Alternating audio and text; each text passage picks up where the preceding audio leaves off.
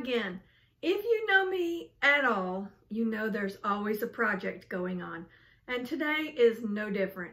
Today in Alabama, it is icy, so pretty much the whole town has shut down. So we are working from home. So I've been working on a quilt here at the house and working on piecing a quilt top here at the house. And I want to show you what I did. We had a customer, or what I'm doing. We have a customer that found some squares in their attic that a family member had made. I want to say it was the grandmother. I can't remember for sure. But a family member had made these squares and they were left as squares. And so they wanted it put together into a quilt. So that's where we come in. We're going to put it together into a quilt for them so that they've got an heirloom for years to come, and something that when they look at this finished quilt, they will remember that person rather than it being in a box or in an attic or in a cabinet somewhere. We're going to put it together so they can always look at it, always smile when they think of that person. So let's get started.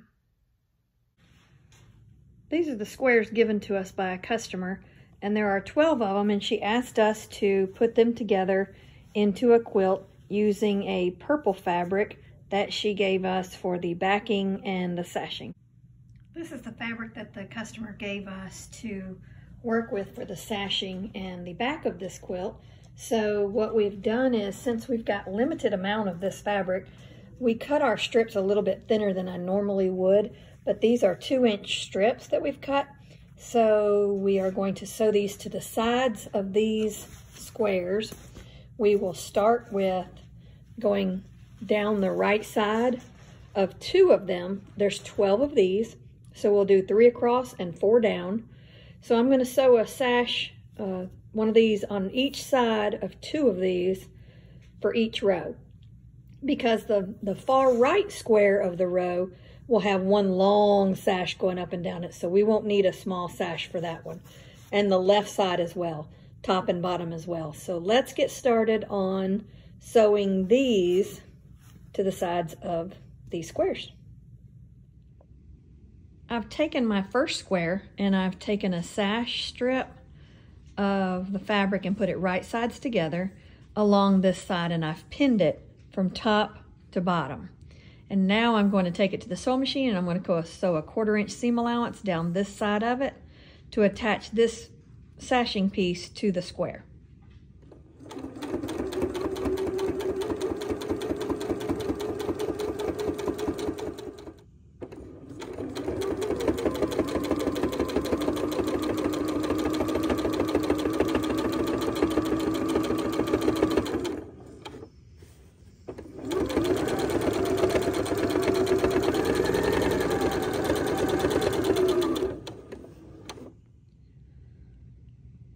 I've sewn these together like this. They're going to be 3 across and 4 down.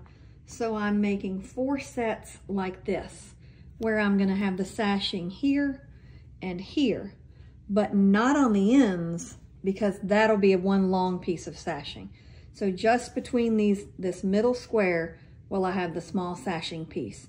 So I've done all 4 of these, and now we're going to sew them together with sashing at the bottom and sashing at the top of each row. So now my next step is to attach this sashing.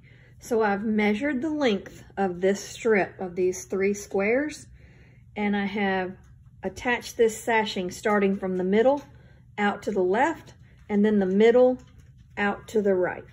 So it's pinned on, and now I'm going to start sewing it on. The strip that I'm sewing now is on the bottom of these squares, and I'm going to do this to 3 strips.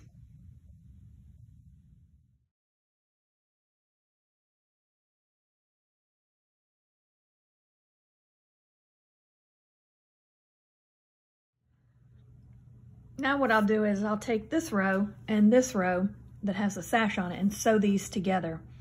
When I get to this point, I want to make sure they match up. So I'll show you what I do there, but I'm going to flip this upside down, right sides together, and I'm going to pin all the way down this seam here. So I'm going to pin right sides together, and I'm going to keep going down until I get to that junction where those seams were supposed to match up. This piece and this piece I want to line up. So I'm going to line them up manually, like right here. I'm just going to line them up. And then I'm going to roll this piece all the way down till it meets the top, so that when I flip it back right sides out, it will line up. I'll show you again in just a second when I get to the next one. So I'm going to pin this. And here I am at the next junction. I'm going to take this piece and this strip. I'm going to line them up so that they match up. And then I'm just going to roll them to the top. And then this should match up. I'm going to pin it. If I can get that pin to work, there you go. And then I'm going to keep going till I pin it all the way to the end. And it should line up perfectly. Then when I flip it right sides together, these lines will match up. When I'm connecting the two rows, I line these up and I roll it up like I showed you just because of this. I want this to line up just like this is. I don't want this sash to be over here and this sash to be over here. I want it to look like it's one continuous strip. So that's why I line them up like that. Once I've sewn these sashings between the rows, then I'll start with the sashing at the top, all the way across the top. So I've measured from one side of the top to the other side of the top, and then I've cut the strip that size, this strip, and then I've pinned it from the middle to the left and then the middle to the right. And now that it's pinned on, I'm about to stitch a 1/4 inch seam. I'll do this for the top and I'll do this for the bottom.